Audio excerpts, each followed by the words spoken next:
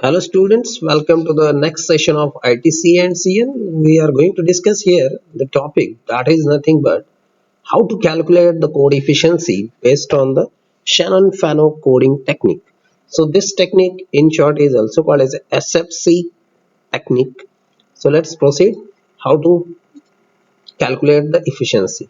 So the statement is a DMS X has six symbols x1 to x6 with the probabilities are given, that is P of x1 0.3, P of x2 0.25, P of x3 0.2, P of x4 0.12, P of x5 0.08 and P of x6 0.05. If you add all these probabilities, you will find that it is giving the addition as a 1. It means the data given is correct.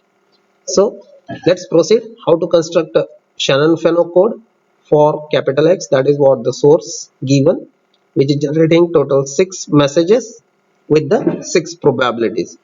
So the very first step when we calculate the Shannon-Fano coding technique is to arrange the probabilities of the messages in a decreasing order. So here you will find that we have already got the probabilities in a descending order. So this is how it is arranged, means the highest value, that is 0.3, is at the top, then the immediate next 0.25 will be at the lower position, 0.2, 0.12, 0.08 and finally 0.05.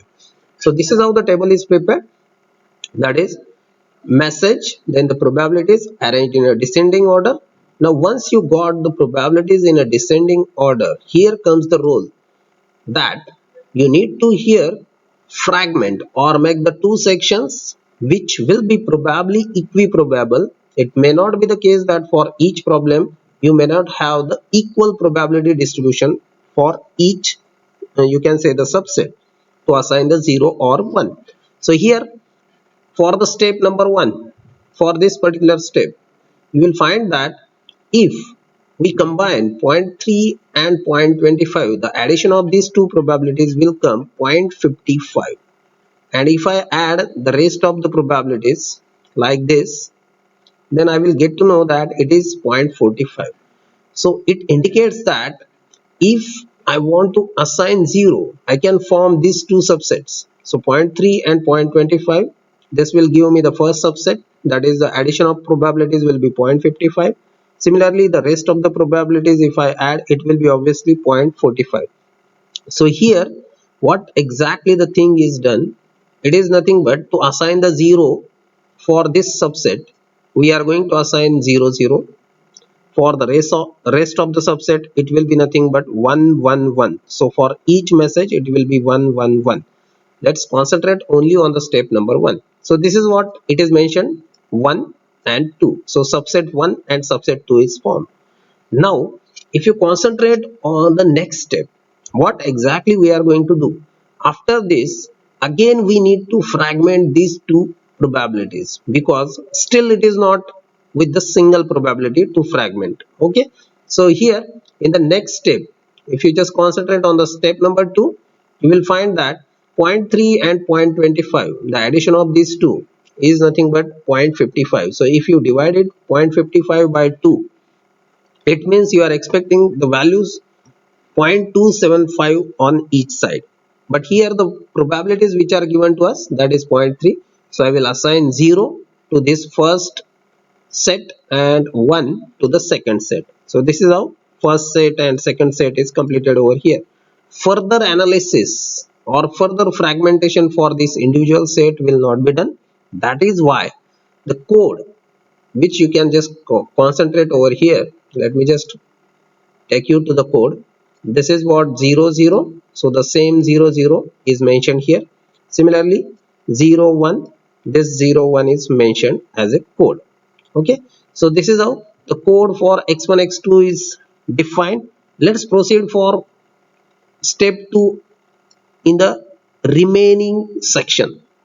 So x3 x4 x5 x6, as we have seen in the earlier stage, this addition will give me the 0.45. So if I divide 0.45 by 2 to have the two subsets, that is subset 1 and subset 2, then I will be in a position that 0.45 divided by 2, it means 0.225 on each side. So here I will form the subset number 1, by having this probability only 0.2, and remaining set will have the values 1. So this is how the set 1 and set 2 will be clear.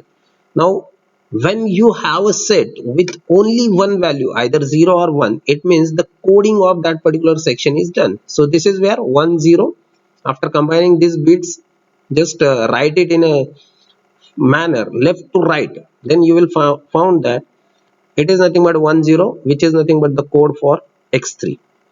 Similarly, further analysis of this triple one is to be done in the step number 3. So in the step number 3, we are going to analyze it further, like this is nothing but let's see 1 1 1, this is for x4 x5 and x6. So if you add x4 x5 and x6, their probabilities rather, then you will find that it is nothing but 0.25. So 0.25 divided by 2, it means we are expecting 0.125 on each side. So that is why here the first subset is taken with 0.2, 0.12, and the remaining subset is formed for 0.08 plus 0.05, that is nothing but 1 1 on other side. So this is how these two subsets are being formed. Now only one value is remained in the subset, it means it is done.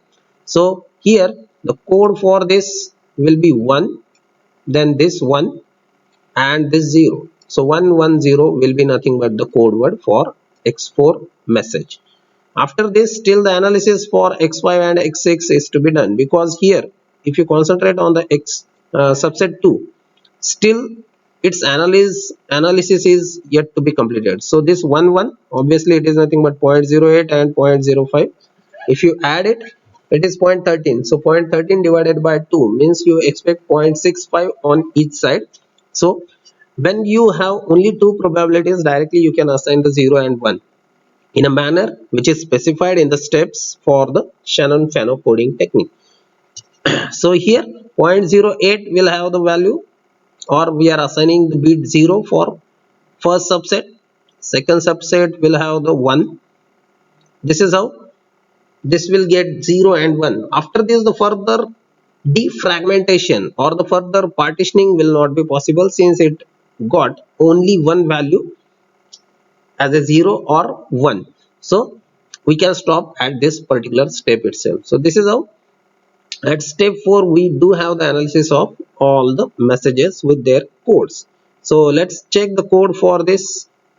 The code for x5 will be this 1 1 1 and 0, this 0. So that is why it is 1110. Similarly for x6 it is 1 1 1 1, means it is 4 times 1. Now here comes the role of how to calculate then the h of x and L bar. For calculating the h of x, it is quite obvious that whatever the probability is given to us, this p of x1 to p of x6, based on which you can just calculate the h of x. So by applying the formula which is shown in the square bracket, or you can say the box, you can just directly calculate the h of x. It is given over here by putting the probabilities 0.3 log 1 upon 0.3. Here the negative sign is been suppressed by writing the same expression as a p of x log 1 upon p of x. So this is how the h of x is been calculated, and it is nothing but the value 2.36 beats per symbol. You can calculate it again by referring this probabilities. So 2.36 beats per symbol, that is nothing but the h of x. But for getting the code efficiency, we must know L bar also, that is h of x divided by L bar, that is nothing but the efficiency of the code. So to get the efficiency, let's have the further analysis. For the efficiency, we need to calculate the L bar.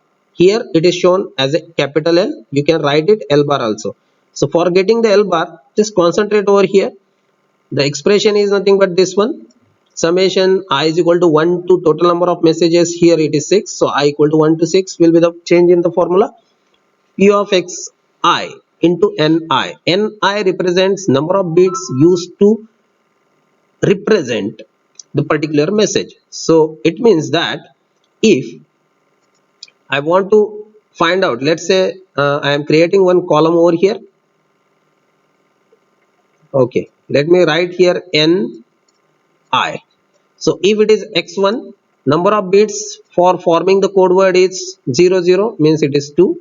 N1 will be 2. Similarly here it is 2. 2 bits are being used. Here it is 2. Here it is 3 because it is 110, and next it is 4. Here also it is 4. So the same thing is done over here. This 2 into 0.3 by using the formula, that is probability into number of bits used to represent. Multiply these two values because of the formula. Once you multiply these two values, again plus next value is 0.25 into the related bits. So the same thing is done over here. Just look at here, 2 into 0.3 plus 2 into 0.25 plus 2 into zero point 0.2 plus 3 into 0.12. Like this it is done for 4 into 0.08 plus 4 into 0.05. And after this what we are getting, just check here. Once you calculate it, it is nothing but 2.38 beats per symbol. So this is what the answer for L bar. So divide 2.36 by 2.38, you will find that it is nothing but 0.99, means 99% efficiency we are getting for this particular code. This is how, by applying the Shannon-Fano coding technique, we can easily obtain the code efficiency.